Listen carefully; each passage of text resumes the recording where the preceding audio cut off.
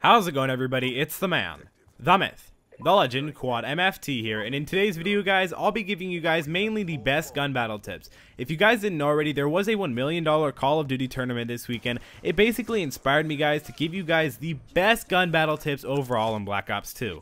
Also, guys, another really little thing about gun battle tips is gun battle tips are extremely important, mainly because the fact the more gun battles you win, the longer streaks and kill streaks you guys will be able to get on. Maybe even unlock a few score streaks, maybe even rank up a little bit faster, bring up your kill death ratio and win loss ratio, whatever it is. In my opinion, being able to win a lot of various different gunfights really makes the playing field a lot easier for you, and it makes it a lot easier to have fun with Black Ops 2. Alright guys, so starting off with tip number 1, definitely I have to inform you guys about this. Never be afraid to use an EOTech sight or a reflex sight. I know in the beginning of Modern Warfare 2, when I originally started to play a lot of Call of Duty, I always had my red dot sight on every single class. I tried to even have it on a sniper, I'm sure I remember that. But I'm really telling you guys, I had my red dot sight on my UMP45, my red dot sight on my Spaz 12, my red dot sight on my Scar H. I had it on every single class that I possibly could, basically because the fact that I felt it really helped me aim a lot more. And like I mentioned a little bit earlier in this commentary, I'm sure you guys heard about the 1 million Call of Duty Championship that happened last weekend, and a lot of the pros, I'm telling you guys right now,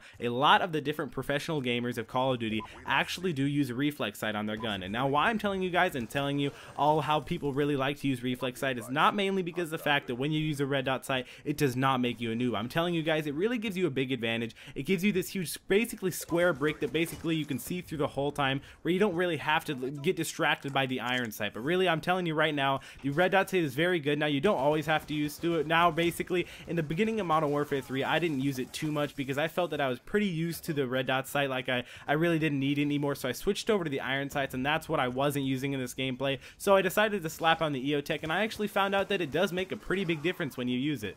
Now, this is the second tip in all of Black Ops 2. What I have to tell you guys, this is probably my favorite tip, the tip that makes the biggest difference in all of my Call of Duty career. Especially in the beginning of Call of Duty, I never used this tip, but recently one of my friends told me this around the beginning of Modern Warfare 3, and ever since I started to use it, I started to improve in my gameplay so much. So what you guys are going to want to do, and of course I'm not going to be forcing you guys to do this at all, but you're going to definitely want to aim down sight around the corners. Now, you may say, Quad, why in the world would you want to aim down sight around corners? And I have to tell you guys right now, I'll give you guys all the reasons. So why you guys want to aim down sight around corners is because you know when you're going around a corner and you have to fully bring your gun up, you have to aim in and you have to pull the trigger button, and that takes quite a long time. But if you're already aimed in, you've already got your finger on the trigger, you're ready to go, ready to lock on target to an enemy that isn't even ready for you. That is simply why, guys, because when you aim down sight around the corner, an enemy comes up and you've already got your sights aimed in, you've already got your finger on the trigger, you're about to light that guy up. He has no idea what's coming, and you're definitely going to be right ahead of the game. Alright, ladies and gentlemen, now it's time for tip number 3. This is the tip that definitely made a huge advantage in me playing Call of Duty and my overall Call of Duty career. What I have to tell you guys is you don't always have to be rushing. Now, if you guys watch a lot of YouTube videos,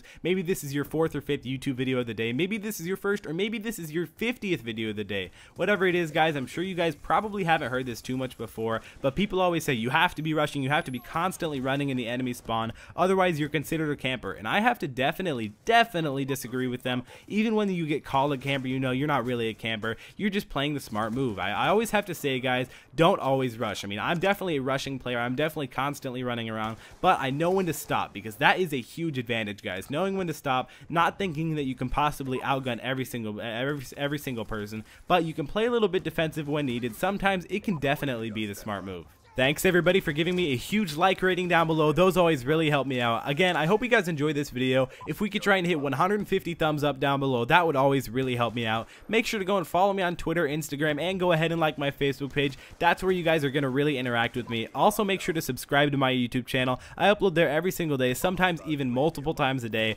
It's been Quad MFT. I hope you guys enjoyed this video, and I'll see you next time.